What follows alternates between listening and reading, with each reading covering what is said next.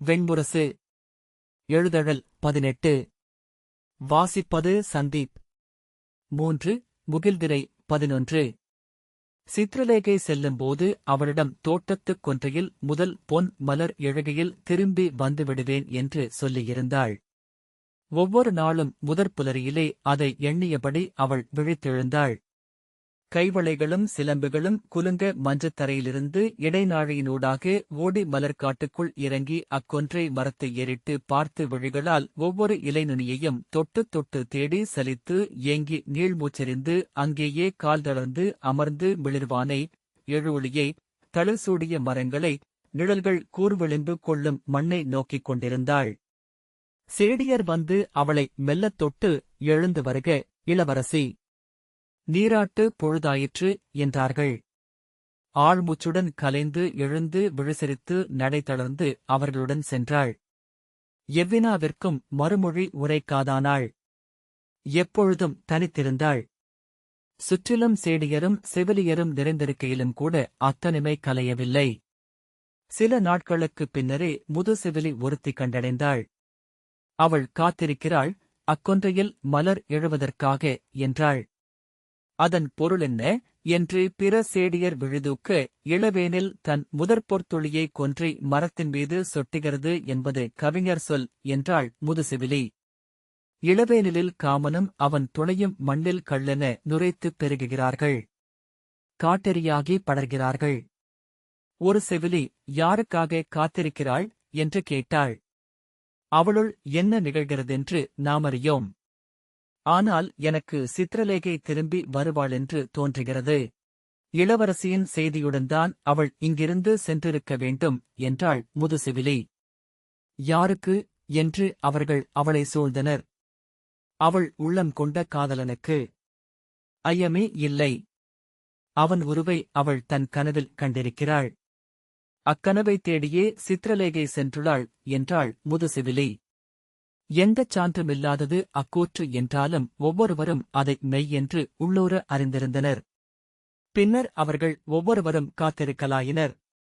இளவரசி எழுந்து கொன்றையை பார்க்க வருவதற்குள்ளாகவே மாளிகையின் மான்கண் சாளரங்களில் மீன்வடிவ காலதர்களில் எழுந்த அவர்களின் விழிகள் அக்கொன்றையை 100 முறை முற்றிலும் நோக்கி உழிந்துவிட்டிருந்தன. இளவரசி நோயுற்றிருக்கிறாள் என்று அவள் மன அறிவிப்பை பாணாசுரர் நாள் நீட்டினார். அவள் நோய் மீண்டு எழுந்த பின்னரும் சேடியர் நோயுற்றிருப்பதாகவே அரசியிடம் கூறினர். அரசி வரும்போதெல்லாம் மஞ்சத்தில் உடல் பதித்து தலையணையில் முகம் புதைய சோர்ந்து கிடந்த உஷையையே கண்டாள். இளவரசி இன்னும் நலம் மீளவில்லை, அரசி. நாம் இளவேனில் வருவதற்காக காத்திருப்போம் என்று முதுசெவிலி சொன்னாள். இளவேனில் அத்தனை நோய்களையும் சீரமைப்பது. மலர்கள் எழுவது போல மானுடரிலும் உவகையும் நம்பிக்கையும் பூக்கின்றன. அரசி ஐயத்துடன், இளவேனிலில் இவள் திருமணத்தை வைத்துக் கொள்ள முடியுமென்று எண்ணுகிறாயா என்று கேட்டாள். ஐயமே வேண்டாம். இளவேனிலில் இளவரசி நலம் பெற்று எழுவாள் என்றாள் முதுசெவிலி. அரசி அசுரப் பேரரசரிடம் அதையே சொன்னாள். வேறு வழியில்லை. நாம் காத்திருந்தாக வேண்டும். இன்றிருக்கும் நிலையில் அவளை கொண்டு வந்து அவை நடுவே நிறுத்த இயலாது.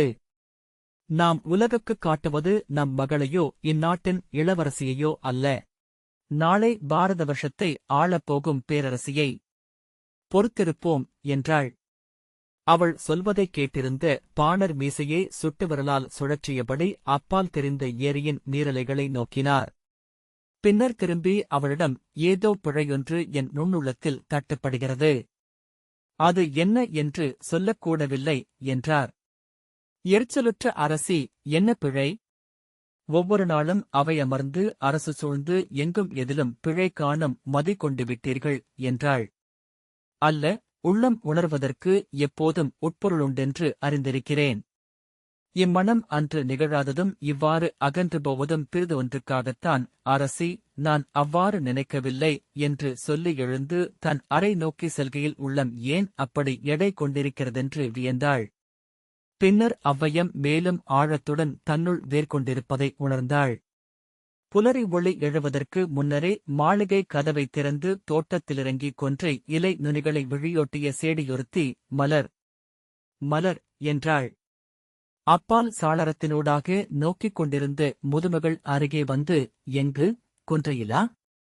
எங்கே? என்றாள். துள்ளியபடி, அதோ, என்று அவள் சுட்டிக்காட்டினாள். அதற்குள் மேலும் சேடியரும் செவிலியரும் அங்கு வந்தனர். விழிமங்கிய செவிலியரால் அம்மலரை நோக்க முடியவில்லை. சேடியர் ஒவ்வொருவராக, ஆம், மலரேதான். பொன்மலர், முதற்பொற்துளி என்றனர். அறியாத உழழ்ச்சி ஒன்றால் அவர்கள் மெய்ப்பு கொண்டனர். முதுசெவிலி, அது இளந்தளிர் அல்லவா? என்று கேட்டாள். பொன்னிறம். கொன்றைத்தளிருக்கு எப்படி பொன்னிறம் வர முடியும்? என்றாள் சேடி. பொன் பார்க்கும் விழிகளை இழந்துவிட்டேன் போலும் என்று துயருடன் முதுமகள் புன்னகைத்தாள். சேடி ஒருத்தி ஓடிச் சென்று துயின்று கொண்டிருந்த அவள் கால்களைத் தட்டி, இளவரசி, எழுக. கொன்றை பூத்துள்ளது என்றாள். அவள் தன் கனவுக்குள் புல்லாங்குழல் இசையொன்றை கேட்டுக் கொண்டிருந்தாள். கடம்ப மரத்தினடியில் அவள் அமர்ந்திருக்க கண்மூடி செவிகூர்த்தபோது அந்த மரமே இசை எழுப்பலாயிற்று. விழித்தெழுந்து சேடியை பார்க்கும்போதும் அவள் செவிகளில் இசை இருந்தது. சேடி மீண்டும் அவளை உலுக்கி, கொன்றை பூத்துள்ளது, இளவரசி என்றபோது அவள், யார்? என்றாள். கொன்றை பூத்துள்ளது, இளவரசி. நம் தோட்டத்தில் பொற்கொன்றை என்றாள் சேடி. அதன் பின்னரே அதை உணர்ந்து பாய்ந்தெழுந்து மேலாடை நழுவி கீழே விழ சிலம்புகளும் அணிகளும் குலுங்க இடைநாழியில் ஓடி தோட்டத்தில் இறங்கினாள். அக்கணமே மலர்மணியைக் கண்டுவிட்டாள். அவளுக்குப் பின்னால் வந்த சேடி, கொன்றை மொட்டை தாலி கொண்டு போல நூலில் கோர்த்து அணிந்து கொள்வதுண்டு கன்னியர். நான் இளமகளாக இருக்கையில் ஆடிய விளையாட்டு அது என்றாள். அருகே சென்று அந்த மலர் மொட்டை நோக்கியபடி நின்றபோது உடல் விம்மி மூச்சுகளாக வெளியேற்றிக் கொண்டிருந்தாள். பின்னர் தளர்ந்து அங்கிருந்த சிறு பாறையில் கையூன்றி அமர்ந்தாள். இரு கைகளையும் முகத்தை வைத்து விழிமூடி தன்னுள் ஒலித்துக் கொண்டிருந்த குழலிசையை கேட்டாள். முன்னரே பிறிதெங்கோ மெல்லிய மீட்டலென அது கேட்டுக் கொண்டிருந்தது. என்னதன்றியாத ஏக்கத்தை, தனிமையை, எதிர்பார்ப்பை, அவையனைத்தும் கலந்து உருவாகும் இனிய வெறுமையை அவளுக்குள் அது நிறைத்தது. கை கால்களில் காய்ச்சலுக்குப் பின்னெழும் கழைப்பு போல. மூச்சில் வெம்மையாக, கண்களில் காட்சி மங்கலாக, ஒன்றுடன் ஒன்று கோக்குள்ளாத எண்ணங்கள் வழுக்கி நெளிந்து திளைத்தன. சேடியர் அவளை எழுப்பி நீராட்டினர். முதற்கொன்றை மலர் எழுந்ததை கொண்டாடும் பொருட்டு பொன்பட்டாடை அணிவித்தனர். நெற்றியில் இளவேனில் வரவை அறிவிக்கும் மூவிலை குறி சார்த்தினர். பொன்னகைகளும் அணிப்பட்டும் கொண்டு ஓவியம் போலானாள். ஆடியில் தன்னை நோக்கிய போது அந்த அணிபோத்த கோலமே அவள் உள்ளத்தையும் மலரச் செய்தது.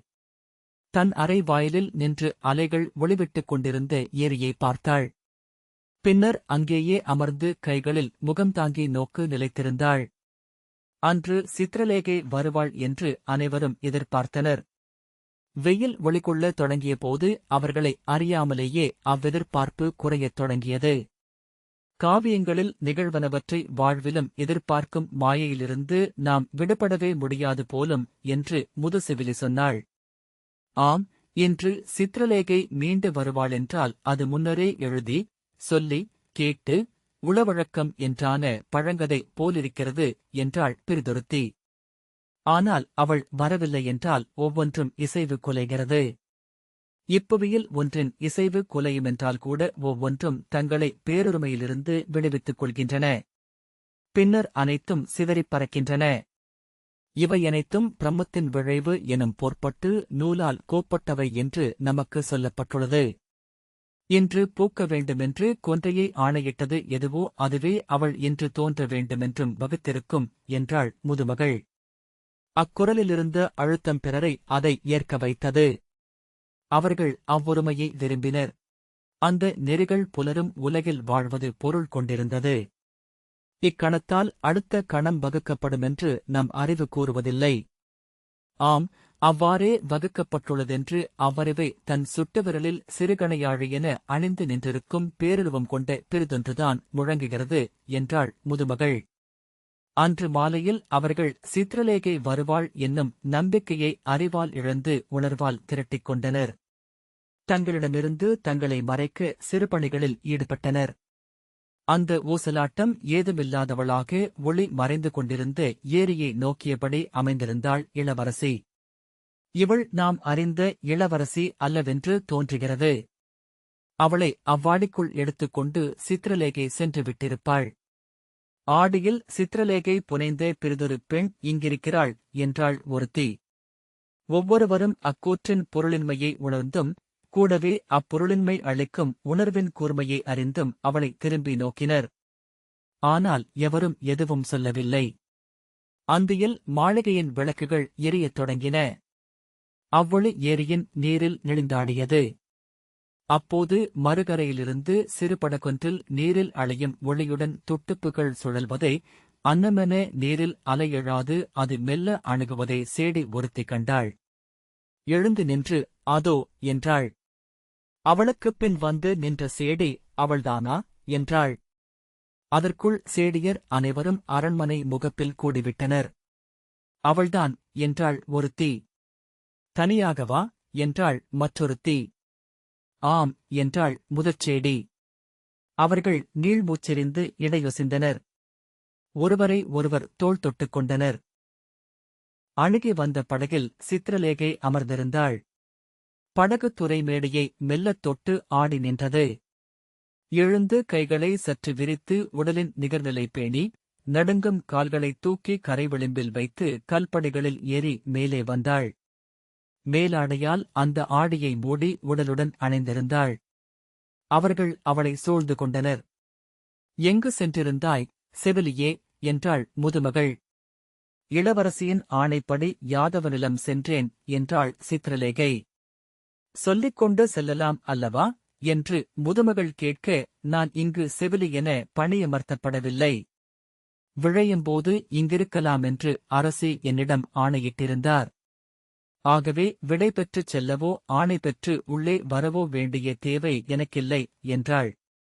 அவள் வந்ததை இளவரசி அறிந்திருந்தாள். ஆனால்தான் அமர்ந்திருந்த இடத்திலிருந்து அவள் எழவில்லை. ஏரியின் நீர்வழி தொளியென ஒளிப்பு கொண்ட விழிகளுடன் மடியில் தளர்ந்து கோத்திட்ட கைகளுடன் நோக்கிக் கொண்டிருந்தாள். சிற்றடி எடுத்து வைத்து அவளை அணுகிய சித்திரலேகை, இளவரசி, தாங்கள் விரும்பியதை கொண்டு வந்துள்ளேன். வருக என்றாள். கையூன்றி எழுந்த அவள், எங்கே என்றாள். வருக என்று சித்திரலேகை அவளை அழைத்துச் சென்று மஞ்சத்தரைக்குள் புகுந்து கதவை உள்ளிருந்து தாழிட்டாள். சந்தியை உலர்ந்த உதடுகள் முற்றழாது ஒரு சொல்லால் மெல்ல விரிய வெற்று விழிகளால் சித்திரலேகையை நோக்கியபடி நின்றாள். ஆடியை விலக்கி ஆடியை வெளியே எடுத்த சித்திரலேகை அதை அருகிருந்த பீடத்தின் மேல் வைத்து, நீ தேடியவன் என்றாள். குனிந்து அந்த ஆடியை பார்த்தாள். அவள் விழிகள் உயிர் கொண்டன. முகம் விரிய இரு கைகளையும் நெஞ்சில் வைத்தாள். மூச்செழுந்து தோள்கள் அசைய ஆம் என்றாள். பின்னர், நான் அங்கு செல்ல விழைகிறேன் என்றாள். செல்க என்றாள் சித்திரலேகை. காலெடுத்து வைத்து மெல்ல விலகிச் செல்ல அவள் உருவம் குவிந்து ஆடிக்குள் சென்று மறைந்தது. அங்கிருந்து கால் சிலம்புகளிலுக்கு ஓடிவந்த உஷை எங்கே என்று கேட்டபடி ஆடியின் விளிம்புகளைப் பற்றி குனிந்து உள்ளே பார்த்தாள். உள்ளிருந்து அனிருத்தன் அவளை பார்த்தான். உங்கள் உள்ளத்தில் உறைபவன் என்றாள் சித்திரலேகை. அச்சொற்களை அவள் கேட்கவில்லை. சித்திரலேகை மெல்ல பின்கால் வைத்து கதவை திறந்து வெளியே சென்று மூடிவிட்டு அங்கு நின்றிருந்த சேடியரிடம் புன்னகைத்து, இளவரசி விழைந்த காதலனை கொண்டு வந்தேன் என்றாள். திகைப்புடன் அவர்கள், எங்கே என்று கேட்டனர். கதவிலிருந்த சிறுவிரிசலை சுட்டிக்காட்டி, நோக்குக என்றாள். முதுசேடி வந்து அவ்விடுக்கினூடாக பார்த்து திகைத்து பின்னகர்ந்து, ஆம் என்றாள். எங்கே என்று பிறிதொரு சேடி உள்ளே பார்த்தாள். அவளை விலக்கி இன்னொருத்தி பார்த்தாள். முதுமகள் ஒருத்தி பின்னால் நின்று, என்னை பார்க்க விடுங்கள். என்ன பார்த்தீர்கள் பெண்களே என்றாள். பாருங்கள் என்று இருவர் விலக முதுமகள் கண் வைத்து, யாரவன்? யாதவன் போலிருக்கிறான் என்றாள். பின்னர், அது ஓவியங்களில் தெரியும் இளைய யாதவனின் உருவம் என்றாள். ஆம், நானும் அதையே எண்ணினேன். எவ்வண்ணம் அவன் உள்ளே வந்தான் என்று கேட்டாள் முதுசேடி. சித்ரலேகை அப்பால் நின்று நகைத்து, அவ்வாடியில் அவனைத்தான் கொண்டு வந்தேன் என்றாள். ஆடி வழியாகவா என்றபடி இன்னொருத்தி உள்ளே பார்த்தாள். அது விழிமயக்கல்ல, ஒரு வழித்தோற்றமும் அல்ல, மெய்யாகவே அறைக்குள் ஓர் இளையவன் இருக்கிறான் என்று மூச்சொலியில் சொன்னாள். அவர்கள் மீண்டும் மீண்டும் முட்டி ஒருவரை ஒருவர் உந்தித் தள்ளி விழி பொருத்தி நோக்கினர். முதுமகள், போதுமடி, இனிமேல் பார்க்கலாகாது. அவர்கள் மிக அணுக்கமாக ஆகிறார்கள் என்றாள். அவர்கள் வியப்பும் திகைப்பும் நிறைந்த முகத்துடன் விலகிக் கூடி நின்றனர். மெய்யாகவே இது நிகழக்கூடுமா? கதைகளில்தான் இவ்வாறு நிகழுமென்று கேட்டிருக்கிறேன் என்றாள் ஒருத்தி. கதைகளெல்லாம் நிகழ்ந்தவையேதான். அரிதானவை நினைவில் நின்றிருக்கையில் கதைகளாகின்றன என்றாள் முதுசெவிலி. சித்ரலேகை, அவர்கள் அங்கு இருக்கட்டும் என்றாள். அவள் கூறுவதை உணர்ந்து கொண்டு அவர்கள் மெல்ல விலகிச் சென்றனர். ஆனால் அன்றிரவு அம்மாளிகையில் எவரும் துயிலவில்லை. தங்கள் அறைகளிலும் இடைநாழிகளிலும் அமர்ந்து மெல்லிய குரலில் அவனைப் பற்றியே பேசிக் கொண்டிருந்தனர். பேசப் பேச அவ்விந்தை வளர்வதை உணர்ந்தனர். தங்கள் உள்ளே சொற்களை நிரப்பி அமைதி கொண்டனர். பின்னிரவில் ஆங்காங்கே உடல் சுருட்டி படுத்தபோது அவர்களை தனிமை சூழ்ந்து கொண்டது. சொற்களுக்கு அடியிலிருந்து, ஒலியின்மையிலிருந்து பெருகி ஏக்கமொன்று எழுந்து அவர்களை மூடியது. கண்கள் நிறைந்து வழிய இருளுக்குள் பிற எவரும் அறியாமல் அவர்கள் உளமுருகி அழுதனர். இருளுக்குள் ஓடும் கண்ணீர் எத்தனை விரைவில் உள்ளத்தை ஒழிய வைக்கிறதென்று எண்ணி புன்னகைத்தபடி இருளில் புகைச்சுருள் போல் மிதந்து மெல்ல அலையடித்துக் கிடந்தனர். துயிலில் ஆழ்ந்தபோது நெடுந்தொலைவில் வண்ணக்கேற்று வானில் தெரிவது போல, இனிய மணமொன்று காற்றில் வந்து மறைவது போல அக்குழலிசையை அவர்கள் கேட்டார்கள். காலையில் கதவைத் திறந்து அனிருத்தனின் கைகளைப் பற்றியபடி வெளிவந்த உஷை அவன் தோளில் தலை சாய்த்தபடி கால்கள் பின்ன, இடை தளர, மழலைக் குரலில் கொஞ்சிப் பேசியும் சிணுங்கியும் சிரித்தும் நடந்து தோட்டத்தை அடைந்தாள். அங்கு அக்கொன்றை மரம் முற்றிலும் பொன்மலர்களால் நிரம்பி முதலொளியில் சுடர்கொண்டிருந்தது. இரு கைகளையும் நெஞ்சில் வைத்து ஏங்கி அவள் நீள்மூச்சுவிட்டாள். அவன் அவள் தோளில் கை வைத்து தன்னுடன் இழுத்தணைத்து, என்ன வியப்பு! இது கொன்றை போக்கும் காலமல்லவா என்றான். நான் இக்கொன்றையில் ஒற்றை மலர் மட்டும் துளிர்த்திருப்பதை நேற்று கனவில் கண்டேன். இன்று இத்தனை மலர்களா என்றாள் அவள். வருக என அவன் அவளை அழைத்துச் சென்று அக்கொன்றை மரத்தின் அடியில் நிறுத்தி மெல்லத் தாவி எழுந்து கிளைப்பற்றி உலுக்கினான். அவள் மேல் மலர்கள் உதிர சிரித்தபடி கைகளை வீசிச் சுழன்று அவள் சிரித்துக் கூவினாள். அவன் அவள் இடையில் கை வைக்க ஐயோ என்றபடி நாணி மாளிகையை பார்த்தாள். அத்தனை சாளரங்களிலும் விழிகள் மலர்ந்திருந்தன. ஆனால் அவள் எதையும் காணவில்லை. யாராவது பார்த்து விடுவார்களே என்றாள். அனைவரும் பார்த்து கொண்டுதான் இருக்கிறார்கள் என்று அவன் சொன்னான். கைமுழவை மீட்டி மெல்லிய தாளத்துடன் சுழன்று நின்று குலப்பாடகன் சொன்னான். 3 மாதம் அவனுடன் அவள் அரண்மனையில் காதலாடினாள். ஒவ்வொரு நாளும் அவளைப் பார்க்க அரசி அம்மாளிகைக்கு வந்தாலும் கூட அவள் கண்ணில் யாதவன் தெரியவில்லை. ஆனால் மகள் மலர்ந்துவிட்டதை அன்னை அறிந்தாள். ஒவ்வொரு நாளும் அவள் கன்னியழகுகள் பெருகின. கண்கள் குறும்பு கொண்டன. குரலில் கார்வையும் சொற்களில் பொருளடுக்குகளும் ஏறின. நடை துள்ளலாயிற்று. ஆடையிலும் அணியிலும் அவள் உள்ளம் வேட்கை கொண்டது. அன்னை முதலில் உள்ளம் மகிழ்ந்தாள். இளவேனில் அணுகிய போது மகள் மலர்கொள்வாள் என்று உரைத்து முதுசிவிலியின் இரு கைகளையும் பற்றிக் கொண்டு, என்னை விட என் மகளை நன்கறிந்திருக்கிறாய். உன் சொற்கள் மெய்யாயின. இவள் இப்படி பூத்து எழுவாள் என்று ஒருபோதும் எண்ணியதில்லை என்றாள். உவகைச் சிரிப்புடன், இதோ அரசரிடம் சொல்கிறேன். மணநிகழ்வுக்கு இனி பிந்த வேண்டியதில்லை என்றாள். ஆனால் அச்செவிலி தன் கையை மெல்ல உருவிக்கொண்டு, ஆம் அரசி, அதுவே ஆக வேண்டியது என்றாள். அவள் உவகையுடன் சொல்லெடுக்கவில்லை என்பதை அரசி உணர்ந்தாலும் அதை மேலும் எண்ணவில்லை. தன்னுள் பெருகிய எண்ணங்களில் அவள் நிறைவு கொண்டிருந்தாள்.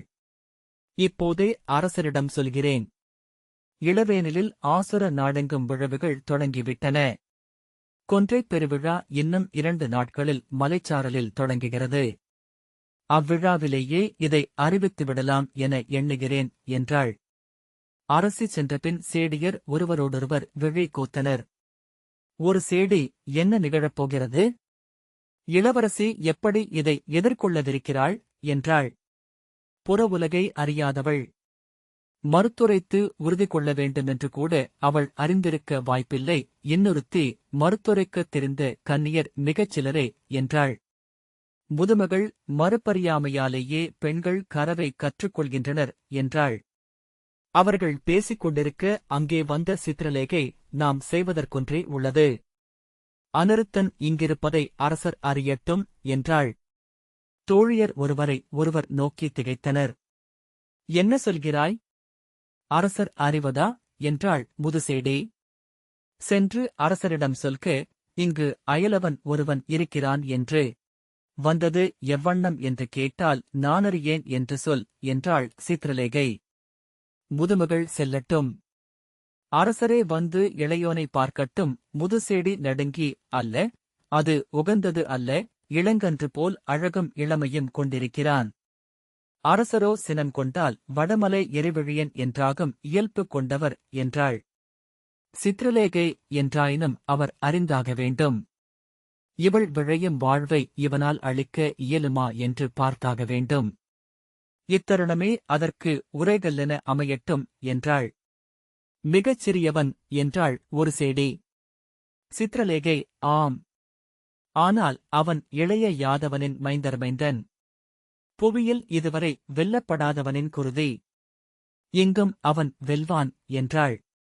3 நாட்கள் சேடியர் ஒருவரோடொருவர் பேசி முடிவுக்கு வந்தனர். முதிய சேடி, ஆம், நாம் சென்று சொல்லியே ஆக வேண்டும். அரசர் அறிந்து கொள்ள வேண்டிய காலம் நெருங்கிவிட்டது. இளவேனில் விழவுக்கு இன்னும் ஒரு நாள்தான் இருக்கிறது. இங்கு யாதவருடன் கூடியிருக்கும் அவளை அங்கு மணமகளென கொண்டு நிறுத்துவாரென்றால் அது பெரும்பழி. அப்பழைக்கு நாமே பொறுப்பாவோம் என்றாள். அவள் கிளம்புகையில் ஒரு சேடி அவள் கையைப் பற்றி, இப்போதும் நான் அச்சம் கொள்கிறேன். மிக இளையவர். நம் அரசரின் சினத்தை அவர் தாங்குவாரா என்றாள். முதுமகள், எனக்கும் அவ்வையம் இருந்தது. ஆனால் அவனை நோக்கும்தோறும் ஒன்றுணர்ந்தேன், அவனையும் எவரும் வெல்ல இயலாது. இளைய யாதவர் அவனுருவில் இங்கு எழுந்திருக்கிறார் என்றபின் படகிலேறிச் சென்றாள். சேடியொருத்தி துடுப்புந்த படகின் மூலையில் உடல் குறுக்கி அமர்ந்திருந்து முதுமகளை மாளிகையின் முகப்பில் கூடி நின்று பதைத்த விழிகளுடன் செவிலியரும் சேடியரும் நோக்கினர். ஒவ்வொரு கணமுமென மறுகரையிலிருந்து அரசரின் படகு அணுகுவதை எதிர்பார்த்து காத்திருந்தனர். பொழுது நீண்டபோது ஒருத்தி, என்ன நிகழ்ந்தது? அச்சொல் காதில் விழுந்ததுமே எழுந்து உடைவாளால் அவள் தலையை சீவி எறிந்திருப்பாரா என்றாள். பிறிதொருத்தி, பெருஞ்சினம் கொண்டவரென்றாலும் அரசு சூழ்தலின் நெறியறிந்தவர் நம் அரசர். யாதவப் பேரரசின் குலக்கொழுந்து இங்கிருப்பது உண்மையில் எப்பொருள் கொண்டதென்று அவர் அறிவார் என்றாள். அந்தச் சொற்கள் அளித்து நம்பிக்கையில் அனைவரும் அவளை நோக்கினர். பிறிதொருத்தி, இவன் இளைய யாதவரின் குருதியினன். அச்சம் இல்லாத இளமையன். அரசரைக் கண்டால் பணியவோ முறைமை சொல்லுரைக்கவோ முடியாமல் வளையாமல் இருக்கலாம் என்றாள். அதற்கும் அவன் இளைய யாதவரின் குருதி என்பதே மறுமொழி என்றாள் முதுசேடி. ஒவ்வொரு நம்பிக்கையையும் பிறிதொரு ஐயத்தால் நிகர் செய்தனர். ஒவ்வொரு சொல்லையும் பிறிதொரு சொல்லால் மறுத்தனர். ஒவ்வொரு கணமும் காத்திருந்தனர். மறுமுனையில் அரசரின் படகு எழுவதைக் கண்டதும் அஞ்சியவர்களாக எழுந்து நின்றனர். மூச்சொலியுடன் ஒருத்தி, வருகிறார்கள் என்றாள். பிறிதொருத்தி, சித்திரலேகை எங்கே என்றாள். ஆம், அவளை மறந்துவிட்டோம். அவனை இங்கு அழைத்து வந்தவள் அவள். அவள் இங்கு வேண்டும். அவளைத் தேடுக என்றாள். இரு சேடியர் மாளிகையை சுற்றி வந்து பதற்றத்துடன், இங்கு அவள் இல்லை என்றனர். இல்லையா? எங்கு சென்றாள் என்றாள் பிறிதொரு சேடி. சற்றுமுன் சிறு படகொன்று மாளிகையின் பின்புறத்திலிருந்து கிளம்பிச் சென்றதை இருவர் பார்த்திருக்கிறார்கள் என்றாள். சென்று விட்டாளா? அரசரிடம் என்ன சொல்வது நான் என்றாள் முதுசெவிலி. இம்முறை அவள் மீளமாட்டாள். இனி நாம் அவளை பார்க்கப் போவதில்லை என்றாள். இங்கு யாதவர் வந்ததற்கான பொறுப்பை எவர் ஏற்கப் போகிறார்கள் என்று ஒருத்தி கேட்டாள். கால்கள் நடுங்க உடல் மெய்ப்பு கொள்ள சுவர்களையும் தூண்களையும் பற்றிக் கொண்டு அவர்கள் நின்றனர். படகு அணுகியதுமே பாய்ந்து கீழிறங்கிய பாணர், இங்கிருப்பவன் யார் என்று கூவினார். மூத்த செவிலி, அறியோம் அரசே, நாங்களே இப்போதுதான் பார்த்தோம். இது மெய்யோ என்று ஐயுற்றதனால் நன்கு தெரிந்த பின்னரே தங்களுக்கு அறிவித்தோம் என்றாள். எங்கிருக்கிறான் என்றபடி பாணர் குரடுகள் ஒலிக்க உடற்தசைகள் காலை திமிலென இறுகியசைய நடந்து அவள் அறைக்கு சென்றார். அவருக்குப் பின்னால் கூடி நின்ற செவிலியரில் ஒருத்தி, ஒருவேளை இது வெறும் விழிமயக்கோ? இளவரசியின் அறைக்கதவை திறந்தால் அங்கு அவன் இல்லை என்றால் நாம் என்ன சொல்வோம் என்றாள். பிரிதுருத்தி, ஆம், இதையே நான் எண்ணிக்கொண்டிருந்தேன். இந்த ஆடிக்குள் புகுந்து அவன் மறைந்தால் நாம் என்ன செய்வோம் என்றாள். அதுவே நிகழப்போகிறது. அவன் அங்கிருக்க மாட்டான் என்றாள் ஒருத்தி. இளவரசியின் அறைக்கதவை இரு கைகளாலும் தட்டி, உஷை, கதவைத் திற என்று குரல் எழுப்பினார் அசுரக்கரசர். உள்ளே தாழ் திறக்கும் ஒலி கேட்டது. கதவுகள் இருபுறமும் விரியத் திறக்க நடுவே புன்னகையுடன் அநிருத்தன் நின்றிருந்தான். அவனுக்குப் பின்னால் அவன் தோள் மறைத்து பாதி முகம் காட்டி உஷை நின்றாள். அநிருத்தன், வணங்குகிறேன் அசுரப் பேரரசரே. நான் விருஷ்டிகுலத்து யாதவன். துவாரகையை ஆளும் இளைய யாதவரின் பெயர்மைந்தன் என்றான். மலைத்த விழிகளுடன் நோக்கி ஓர் 8 பின்னடைந்த பாணர் கைகூப்பி தலைவணங்கினார். இந்த வாசிப்பை கேட்டதற்கு நன்றி.